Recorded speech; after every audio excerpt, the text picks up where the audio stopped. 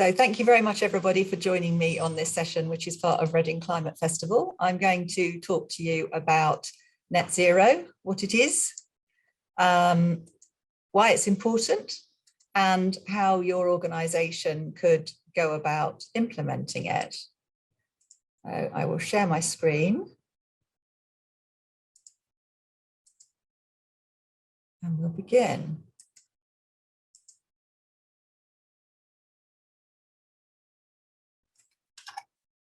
So what does net zero actually mean? It's balancing the total greenhouse gas emissions from any activity or organisation with an equal amount of greenhouse gas emissions removed from the system. However, not all net zero claims are equal.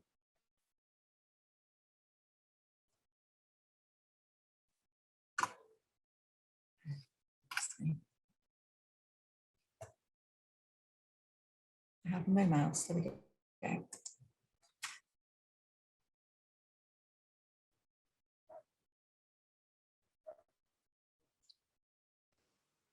Companies have been making a lot of promises lately. We're going to reduce our carbon footprint to net zero. Unilever is committing to net zero emissions. We can achieve a net zero emissions world. But what does net zero actually mean? At the most basic level, net zero means not putting any more carbon into the atmosphere than you're taking out. Climate scientists say the whole world needs to get there by 2050 if we want to avoid the worst consequences of climate change. And the companies that make all of our stuff are a key part of that.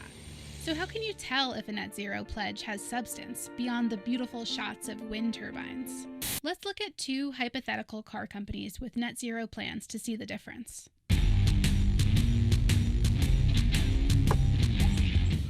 This is the Falcon Car Company.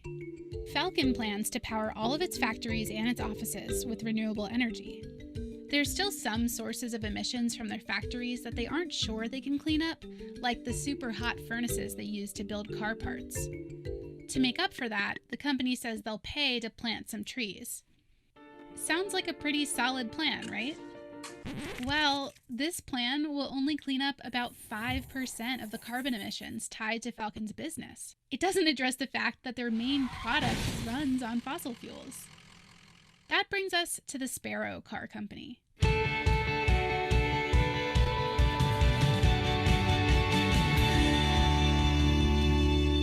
They also say they're going net zero, but they're looking at it in a completely different way. Just like Falcon, Sparrow is cleaning up all their direct emissions and buying clean energy. But Sparrow is also looking at indirect emissions, known as Scope 3 emissions. That includes the carbon footprint of the materials they use to make their cars, the cars themselves, and everything in between. Under this net zero plan, Sparrow will need to use more recycled materials, they'll need to produce more efficient vehicles, and eventually they'll stop producing gas-powered cars altogether. And they'll also pressure suppliers to cut their emissions too. Otherwise, they'll be forced to take their business elsewhere. This is the power of tackling Scope 3 emissions. One company's climate plan can ripple out across the whole economy. Still, it might not be possible for companies like Sparrow to eliminate all of their emissions by 2050. That means Sparrow will need to invest in ways to suck carbon back up and store it, so that no new carbon accumulates in the atmosphere. So the next time you see a company with a net zero plan, remember to read between the lines for these key details. Does their plan include all of their emissions? Will they actually cut emissions, or are they just planning to buy carbon offsets? Do they have near-term goals? We can't wait until 2049 to figure this out. And finally, can you trust their numbers? There are organizations that vet corporate climate plans and can tell you if they're legit. Like it or not, we need companies to go net zero. But if they say they'll do it, we've got to hold them accountable.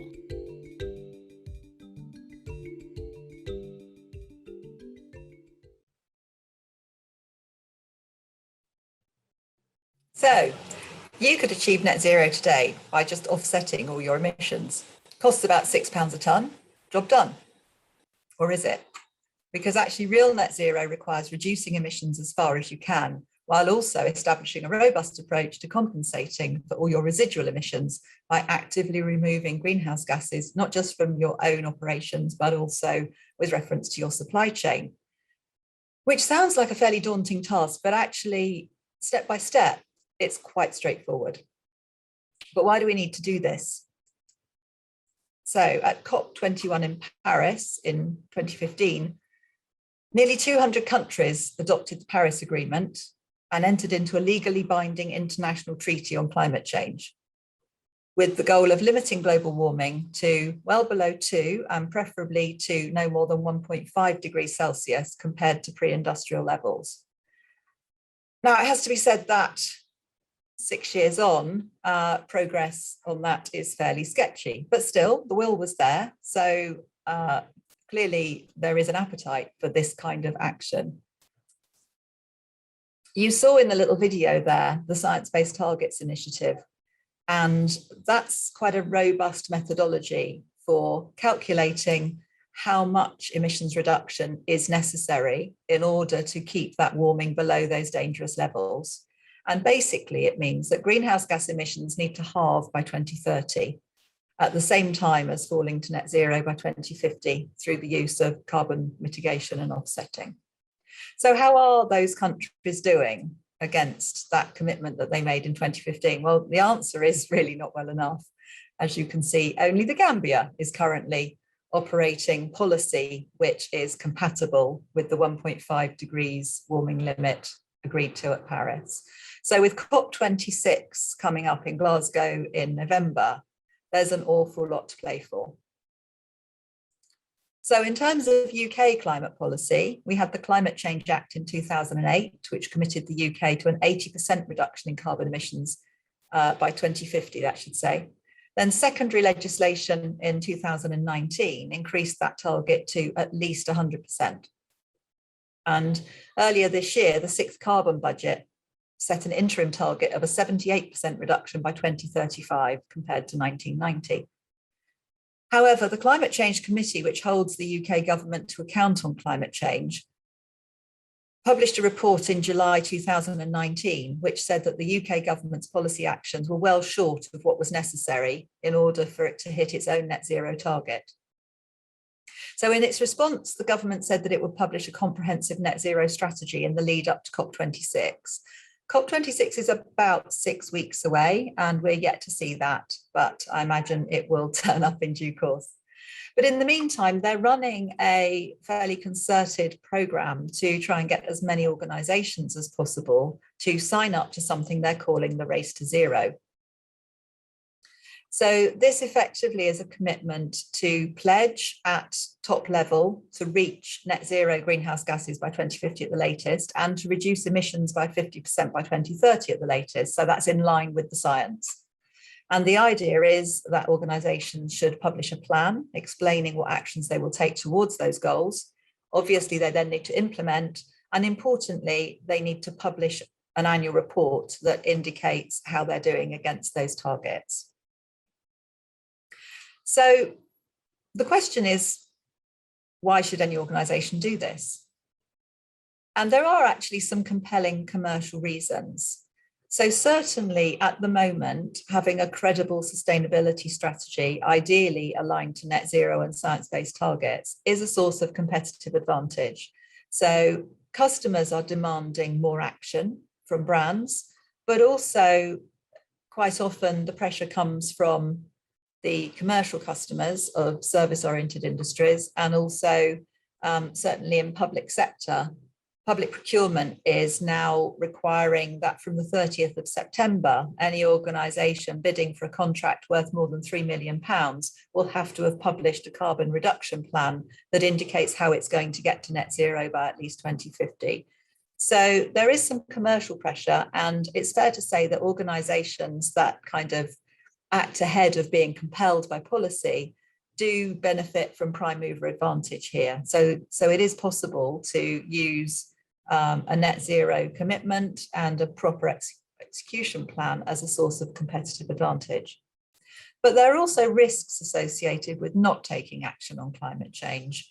because there will be disruption and there will be some changes to resource prices. I mean, we're seeing at the moment some massive volatility in gas prices, for example. And as we decarbonise the economy, some of those fluctuations will become a lot more dramatic, and therefore actually preparing ahead of time for how you're going to decarbonise your own business and to prepare for these systemic shifts can increase your resilience to those shocks. But also a lot of the actions that are required in order to curb carbon emissions actually improve efficiency and reduce costs. So if you're using more energy than you need to, you are paying more for energy than is really necessary. And the same for any other kinds of resources. And I know that Erica is an expert in circular economy, and there's very much to be said for being as resource efficient as possible for the benefit of the bottom line. So there are some really good, compelling commercial reasons why organisations should jump before they're pushed, because we know that policy will be coming down the line to compel action on curbing emissions, and waiting for that is not necessarily going to benefit your business as much as taking action now and using it to your advantage. But the question is how? It's actually a relatively straightforward process, and I'm going to walk you through it. So there are effectively 6 steps on the journey, but before we look at those individual steps, we're going to have a little chat about scopes. So we saw this mentioned briefly in the video. So greenhouse gas emissions have been divided into 3 scopes by the Greenhouse Gas Protocol, which is a methodology for greenhouse gas accounting. And those are explained here. So scope 1 is energy that is burned on your own premises or by your own facilities. So that would be gas, for example, that you're using for heating, but it's also petrol and diesel that you would use in your company vehicles. So this is where a fossil fuel is actually consumed in assets that you own or control. Then scope 2 is about emissions from energy that's purchased into the organisation. So this is primarily electricity for most organisations, but it could be, for example, steam if that's purchased for industrial processes. And scope 1 and 2 are the absolute minimum emissions that any credible net zero strategy needs to include. But then beyond that, we have scope 3, which is about all your upstream and downstream activities. And this is a much wider category, which has been divided into 15 subsets, which we'll go into in a little bit more detail later. So the first step in any carbon reduction strategy is to establish your baseline. So this is understanding where you started from, typically measured over a suitable 1-year period, which should represent a normal year. So in current circumstances, this should be a pre-COVID year. And it makes sense for this to be aligned to your financial year, because a lot of the data that you're going to use will be derived from your invoices, and it's just a lot easier for everybody if that's all done on the same time scale.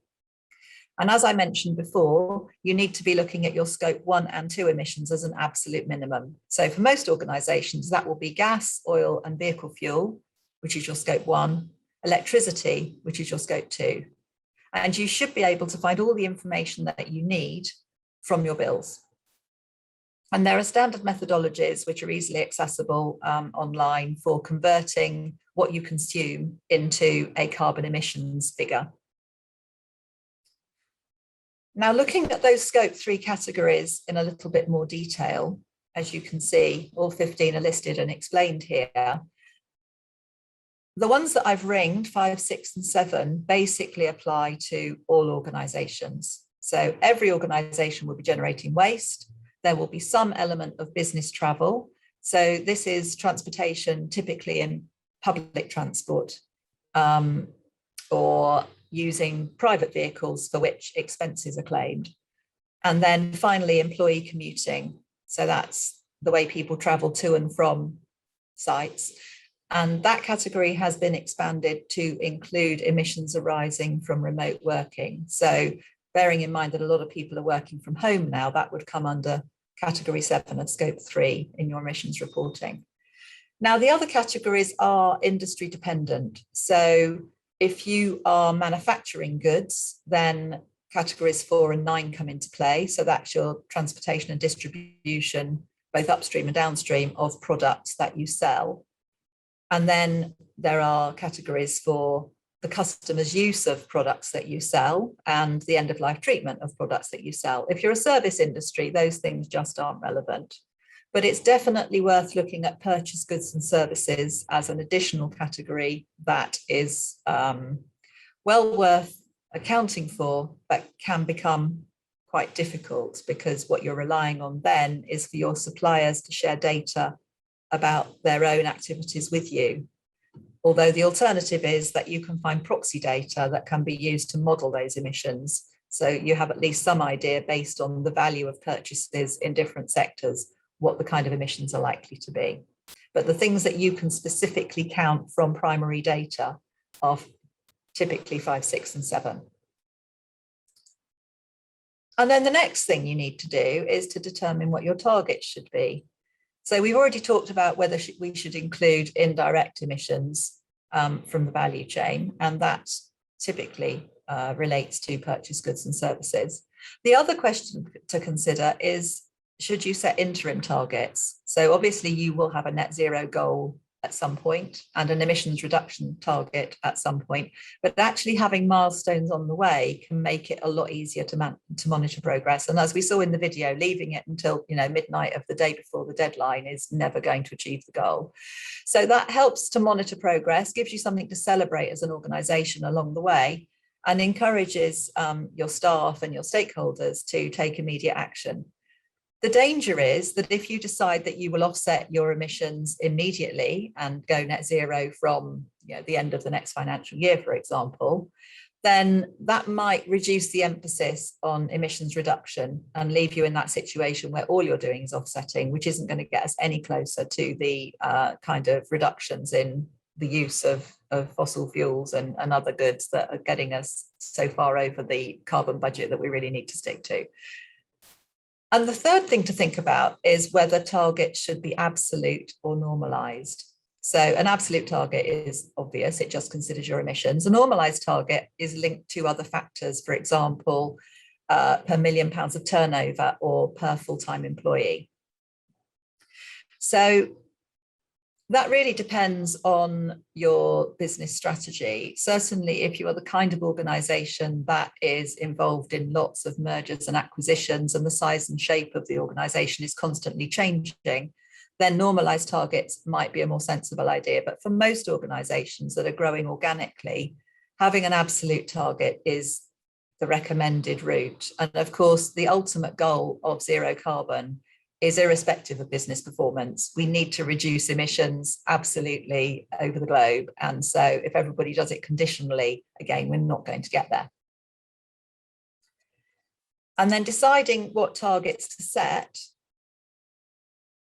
depends on what's relevant to your organisation based on normal operations in your current shape, how much of scope 3 you want to include. And there's a lot there about influencing stakeholders outside your direct organisation, thinking about what your competitors are doing, and also thinking about what legislation applies in your industry too, because there are some industries where there are far more constraints imposed. And then, when do you want to reach net zero? Do you have any interim targets? And how are you going to set your offsetting strategy? And then you also have the opportunity to think about going beyond net zero. So you could, for example, offset all your historic emissions and be net zero from the moment the company came into existence. Or you could continue to offset at the level of your baseline year while continuing to reduce your emissions, therefore actually becoming net positive. And that then provides additional support to assist in the low carbon transition. So there are a few organisations on the right-hand side here who are supportive of fairly ambitious targets, and there are links to those in the slide deck that I'll circulate after this call. So the kind of gold standard for setting your targets is the Science Based Targets Initiative. They've got a publicly accessible methodology which aligns the emissions reduction to what science considers necessary.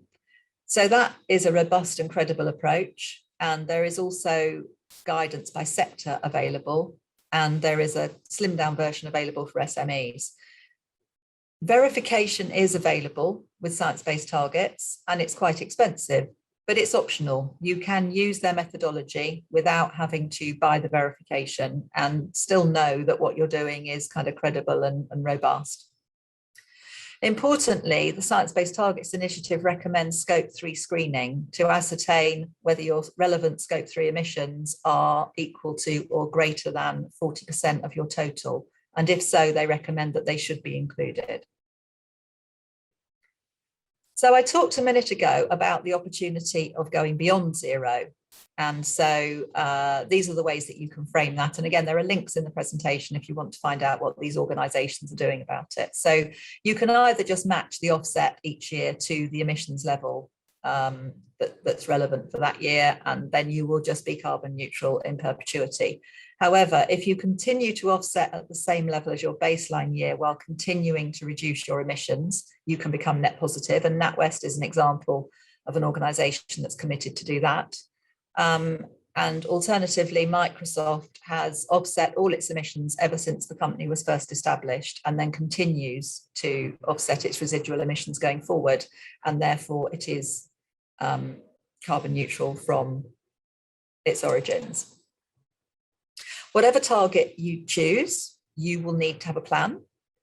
And that has three primary phases to it. So the first one is to reduce your operational energy use.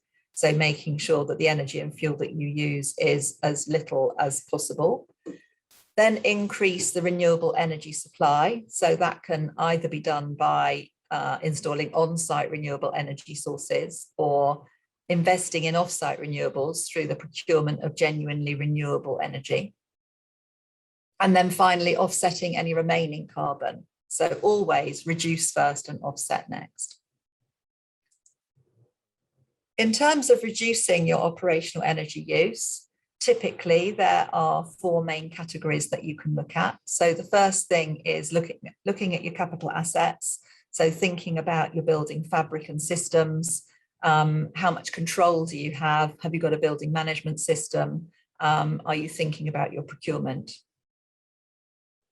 Then looking at the way you actually use energy and the way that you procure and use resources in the organisation, designing waste out of your processes. And that's partly to do with procurement. Sometimes it's to do with systems, and then also a lot to do with employee engagement, because getting people to make the right decisions in their daily work is a really important way of making sure that you minimise your consumption. Then for renewables, if it's possible to install renewables capacity on site, typically solar, then that's an excellent thing to do. It's not possible for everybody, especially if you're a tenant, and that's often the case with SMEs. It's also sometimes not possible for SMEs to control their energy sourcing. And that we're aware that that's an issue, and that's something which in my capacity as a zero carbon lead for the Thames Valley Berkshire LEP, we're looking at currently ways of engaging commercial landlords on decarbonising the energy supply for their tenants. But it's also possible to invest in off-site generation as part of your offsetting strategy. And then also think about decarbonising your transport. So that might be about transferring your company vehicles from internal combustion to electric. It might be looking at low carbon business travel and commuting. And then in terms of what you can do for your building, there are any number of things that can be done, as we mentioned before, installing solar, but also things like PIR systems, so that lights only come on when there's somebody in the room. Thinking about shading for south-facing windows that incur a lot of solar gain, thinking about installing EV charging on site, and there are subsidies available for that too, having smart thermostats, and even just paying attention to things like, is your central heating on at the same time as your air conditioning, for example, which is something that happens surprisingly frequently. So you're simultaneously heating and cooling a building, which clearly wastes energy. So there are some factors that will influence your choice of those solutions. So we've talked about, are your premises owned or leased? But also if there's a possibility of relocation or expansion, then you may have an issue with getting payback in time. It depends on your current building fabric and the systems and controls that already exist. And as we've already discussed, it depends on whether energy procurement is under your control as well. But the good news is that funding is available for some of these interventions. And Low Carbon Workspaces, who did a presentation a couple of days ago on some case studies from their programme, they offer grants of up to £5,000 to support the implementation of low carbon measures in SMEs across Berkshire. As I mentioned before, you can get subsidies for things like installing EV charging points. And then the Bikes for Work scheme is very handy for helping to encourage staff to use active travel. And that's now been extended so that it includes e-bikes as well as push bikes. So one of the most important things that you can do if you have control over it is to source genuinely renewable energy. So when renewable energy is generated, REGO certificates are issued. So these are renewable energy guarantees of origin, and they represent the energy attribute. So that's the greenhouse gas emissions associated with each megawatt hour of renewable energy generated. However, unless those REGO certificates are retired at the time when the energy is purchased, that gets double counted. And so it isn't necessarily genuinely renewable energy unless you're also retiring the REGOs associated with the energy that you're buying. So this looks somewhat complicated, but actually in terms of the energy market, it's actually quite straightforward. Ofgem are the body which controls the energy industry in terms of governance, and basically, there are only 3 energy providers that are supplying renewable energy that provides additional capacity and therefore is eligible to be counted towards your net zero contribution. So those 3 companies there are currently the ones. A company called Green Energy has actually gone bust in the last couple of days as a result of the recent hikes in the gas prices, but I'm led to believe that it's a different one. So I believe these 3 companies are all still trading. But you can see here that there's actually quite a difference between the different types of on-site and off-site energy procurement. It's important to get the right one if you're going to count it towards your net zero commitment. And then, of course, the last thing you do after you've reduced your consumption and you've procured genuinely renewable energy is to offset any residual carbon. So this means using a third party to perform some action that removes carbon emissions from the system, which is often by things like creating new renewables capacity, or sometimes can be planting trees, or there are other measures that can be taken that have some social benefit too. But whatever scheme it is, it's necessary to make sure that it is a very credible scheme. There's quite a lot of controversy around carbon offsetting, and it's really important to make sure that schemes are properly certified and you know that it's authentic. And I will talk to you a little about how to verify that in a moment. So when defining your offset strategy, it's worth just understanding the terminology. So the word carbon offset is kind of commonly used, but actually it's a carbon offset credit that's being purchased. And that's a transferable instrument certified by either a government or an independent body to represent 1 metric ton of CO2e being removed from the system. And those credits must be retired in a registry in order for that to be claimed towards a net zero goal. So this is to make sure that they're not sold multiple times effectively. So it only counts once.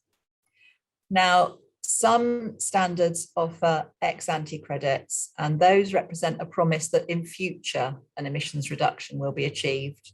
So if you imagine something like an afforestation project, when you plant a tree, its ability to absorb carbon dioxide is relatively small because it's just a little seedling, and it's probably going to take 15 years for it to reach maturity and to be able to be kind of claimed as a full carbon credit in terms of understanding that it's taking the right amount of carbon dioxide out of the system to match up with the certificate that's been issued against it. So when buying ex-ante credits, they don't count towards a net zero commitment because they don't represent an actual reduction or removal of CO2 in real time. It's a future promise. There are ways that you can use those credits, and I will come back to those later. So when thinking about offsetting your greenhouse gas emissions, you need to make sure that you are only compensating for unavoidable emissions. So you've prioritized your emissions reduction first, and that you're using a recognized offsetting framework.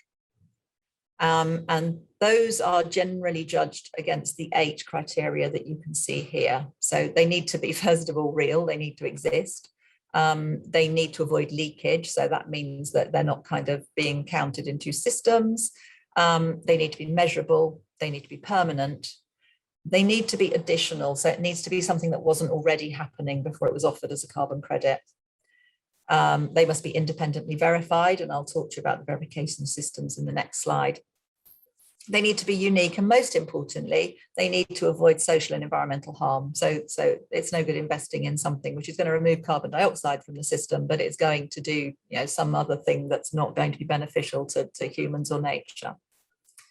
But some offset schemes do have additional social benefits. So there are some schemes, for example, that support some of the UN SDG goals. So it depends very much on the strategy of the business and what it considers to be important, what type of carbon offset is chosen.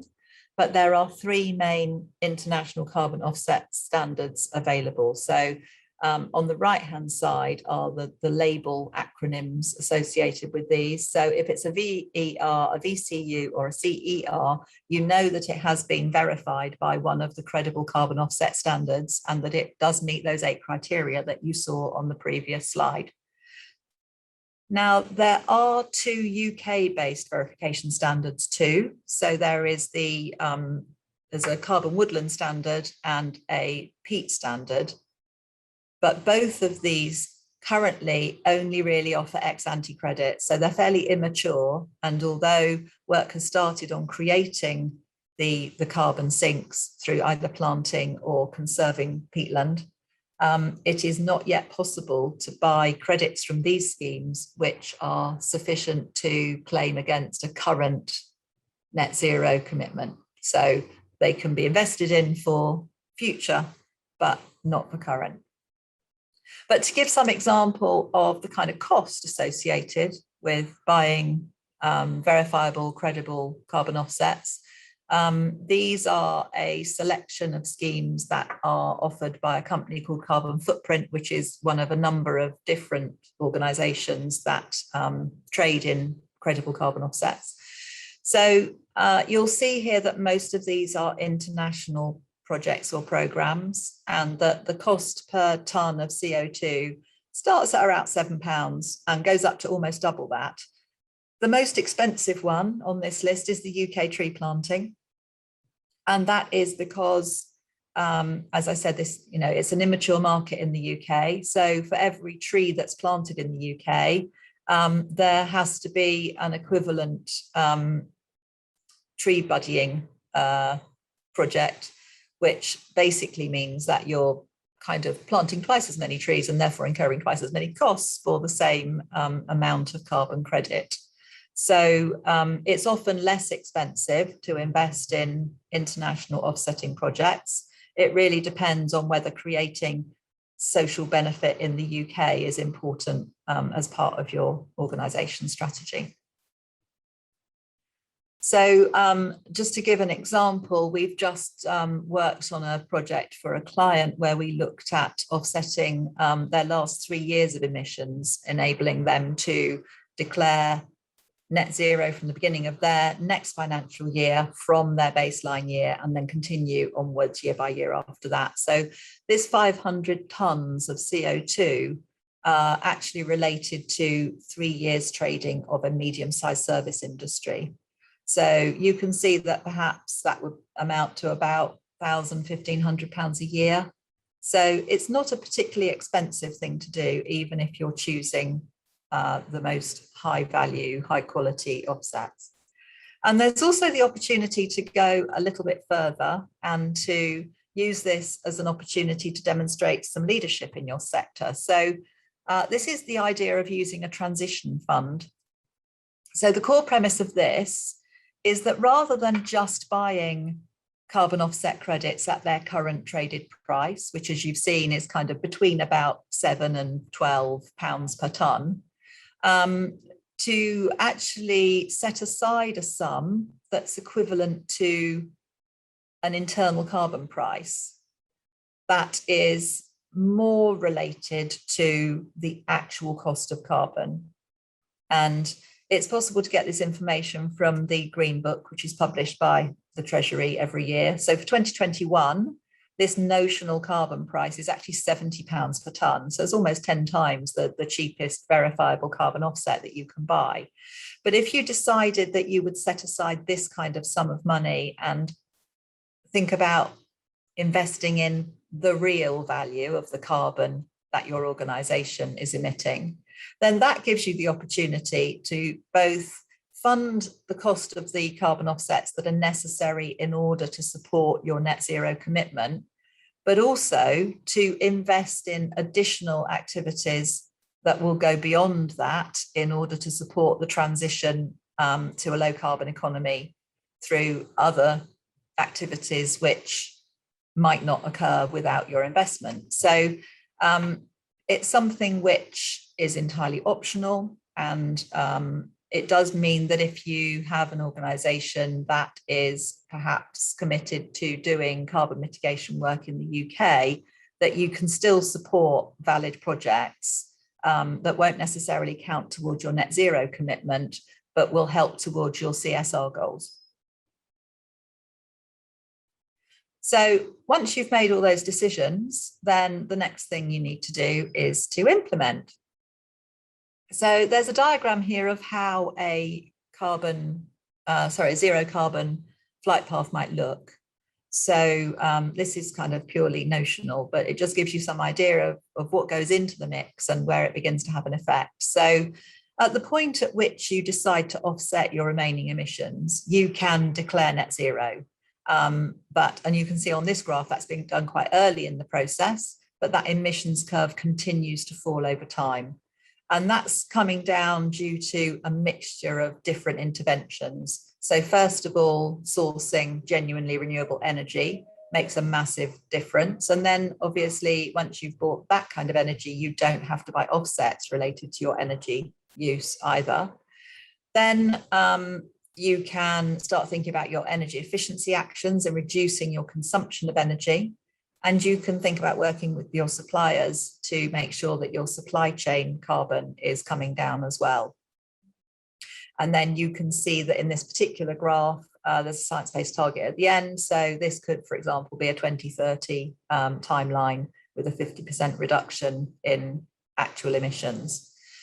And of course, during this whole process, you can be changing your scope boundaries. So you could start off just by reporting and offsetting your scope 1 and 2 emissions, but you could bring some of your scope 3 emissions into your boundaries over time.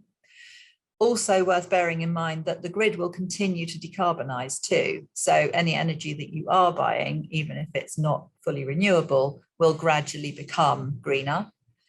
And then the more that you engage with your various stakeholders, whether that be your staff, your suppliers, even your customers, sometimes your competitors and your peers, you can have a wider influence than is possible just within your own organisation. So you can think about working with your employees to encourage them to make more sustainable choices, not just at work, but also at home, and particularly with more staff working from home. Encouraging employees to switch their energy to a green tariff, for example, will help to make sure that when they're working at home, they're not increasing your emissions more than they need to. Also enabling them to make greener choices and support their well-being through HR policies, so things like active travel policies and cycle to work schemes. And then just educating employees, putting in place training that can help them understand the environmental and social impacts of their work and their home life. Then working with your suppliers, you can look at getting better quality data regarding their impacts and using that to engage with them to help them understand what their emissions are and how they can be reduced and why that's important to you as a customer. And ultimately, you can use your purchasing power to drive those supply chain improvements that contribute to your own performance on Scope 3, Category 1. And then working with your customers, you can help them to set robust targets and put in place effective actions, and they can see you as a friend and supporter on the zero carbon journey. Also, sometimes it's possible to influence customers' own emissions through the services that you deliver. So at Acclaro, we run the SFMI, the Sustainable Facility Management Index, which is trying to drive best practice in facility management towards kind of decarbonisation and improved social and environmental impacts. And because facility management companies have so much influence over the way their clients' premises are operated, they can make a significant difference to the environmental performance of those premises. And that's something which we're trying to leverage across the industry. Then finally, you need to report so that you can be held to account on the commitments that you've made. And the best place to look for guidance on this is the Greenhouse Gas Protocol. So they're the people that divided up the emissions into scopes 1, 2, and 3. They provide standards, guidance, tools, and training to help manage and report carbon emissions. And that's all public source, freely available, and helps you ensure the relevance, completeness, consistency, transparency, and accuracy of your carbon reporting. And then there are also a number of rating agencies, business groups, pledges, badges, standards, etc., which can be really helpful in aligning to an accepted methodology that's recognised by your stakeholders. So we've talked about science-based targets already, but the CDP is a reporting standard, which is about making sure that disclosure is high quality and that they then provide a kind of ranking system where you can see which organisations are performing best in their sector. The CE 100 is a circular economy group, which is driving increased circularity in business, and that's very much about best practice sharing. And then the three 100s, RE100, EV100, and EP100, are programs where organisations can commit to sourcing 100% renewable energy or converting their entire vehicle fleet to electric vehicles or to increasing the energy performance of their buildings. And again, they provide both kind of peer-to-peer support, but also some methodologies that can be followed. And the final thing I'd like to share with you is the SME Climate Hub. So this is the government service for supporting SMEs to decarbonise. And there are really very many useful tools and resources on this website. And again, all freely available. And it's linked from the slides that I'll send around, so you can explore this for yourself. But the steps that we've talked about are all dealt with in a lot more detail on this website, and there are kind of spreadsheets you can use for your reporting. There are case studies about other organisations that have done it. There is particularly guidance on Scope 3 value chain emissions, those Category 1 that are quite difficult sometimes to measure and often need to be estimated through a reliable methodology. So they provide step-by-step guidance, but also usefully, they provide guidance by sector too. So it's possible to find advice that's specific to whatever industry you happen to be in. And the site's very easy to use. There are topic filters, so you can delve into specific topics in as much detail as you would like to. And it's also possible to search by the type of content as well. So if you're looking for a particular thing, for example, the Sustainable Development Goals, so it's not all about carbon, it's also looking at some of the wider social and environmental impacts as well. And then finally, the government is encouraging SMEs to sign up to the SME Climate Commitment, which is very much in line with what I've talked you through today. So it's about making those two commitments to halve greenhouse gas emissions before 2030 and to achieve net zero emissions before 2050, and then also to disclose progress on a yearly basis. And that then makes the organisation part of the United Nations Race to Zero campaign, which is also open to governments and educational establishments and cities and regions that are all on the same mission to reduce carbon emissions. So that is the end of my presentation. I would like to leave you with this particular slide, which reminds you that there's a load of information on readingcan.org.uk.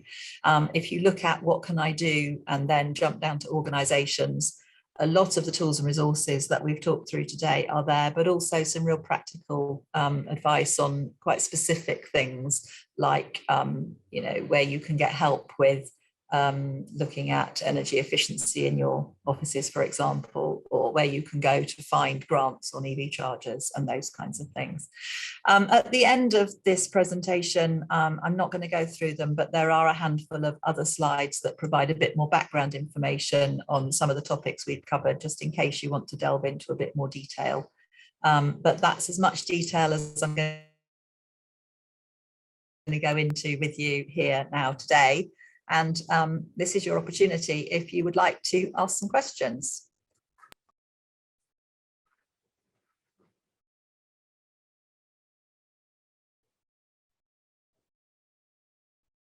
Hi, Tracy. Hi, Erica. One thing that I've been looking at, and I suppose these tools in setting net zero are for SMEs, kind of how small to go. And I think with the I went to the LET talk the other day, and what stood out was the number of micro businesses. So like the 9, below 9. Yeah, completely. We have so many micro businesses in Berkshire, and obviously each of them have a very small impact individually, but because of their sheer number, their combined impact is huge. And there is no business that is too small to do this, actually. You know, a single person, a single household can do it. Anybody can achieve net zero and make commitments to minimize their emissions and to offset the residual emissions. It's probably simpler for smaller organizations because they have less data to work with, and probably a much smaller number of suppliers too. So you know, there is no lower limit really, and the tools on the SME Climate Hub are suitable for even micro organizations to use. Yeah, because I work with startups quite a lot, so I'm kind of looking at integrating that thinking, I suppose, from the start. Yeah, completely. I mean, startups are in a great position to just be net zero from the outset. Cool. Thank you. Sorry, my dog's barking in the background. That's okay. I enjoy it when dogs come to meetings. Anna has asked a question in the chat, wondering whether similar funding to decarbonise is available for charities. And as far as I'm aware, all the schemes that I've mentioned are actually available for charities as well as for businesses. So certainly the low carbon workspaces I know is available. As long as you're a registered charity, then you're eligible for that funding too. And there is some specific advice available for charities as well on the SME Climate Hub. So yes, absolutely, it applies to every kind of organisation.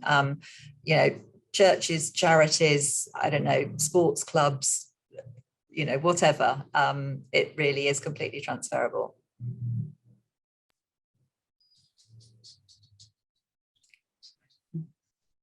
Could I ask another one? Of course you can. Of course you can. Yeah. So the other side is around manufacturing organisations, and that's again, I work a lot with manufacturers or designers or who make stuff. Yeah. And I'm very acutely aware that unless they look at their scope 3 and the products that they're making, a bit like the video that you showed, it's kind of meaningless if they don't. Yes. And how to get them to look at that without getting into sometimes really complicated life cycle analysis of their whole, or do they need to do that to be able to do any sort of products,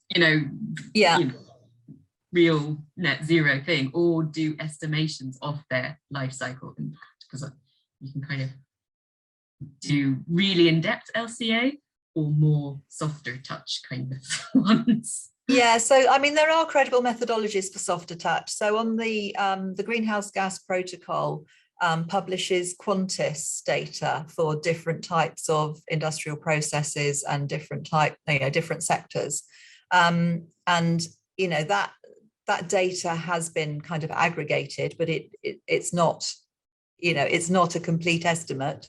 It is very much an informed estimate, and therefore it's somewhere to start, I think, certainly.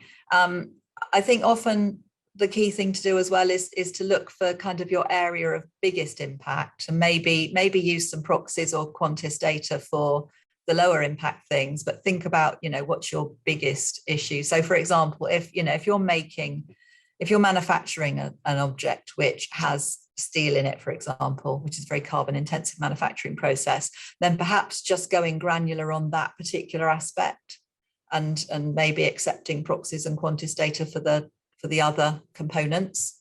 I mean, ultimately, we are going to need to be able to understand the carbon emissions associated with absolutely everything. But I think if you try and do everything at once, it becomes so daunting a task that you don't start. And therefore, I'm a strong advocate for, starting with what you can do. And then once you've got that down pat, you can start broadening out and being a bit more granular.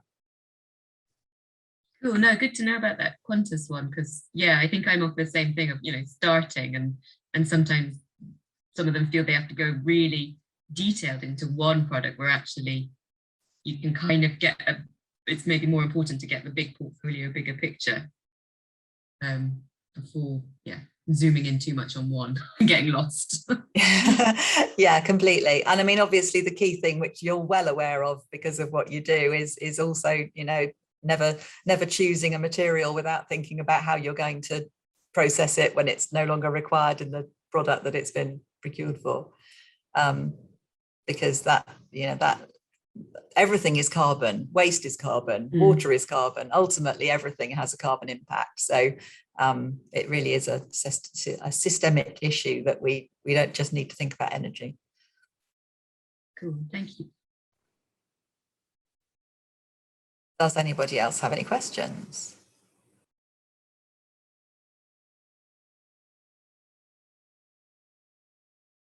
I'm going to take that as a no. Thank you very much for your attention and your questions. I will send the slides around, and if you know anybody that you think might find it interesting, feel free to share them. They will also be published on the Reading CAN website in the next couple of weeks as well. Thanks, Lindsay. Thanks for coming. Really good to encounter you again. Take care, everybody. Have a great rest of the day.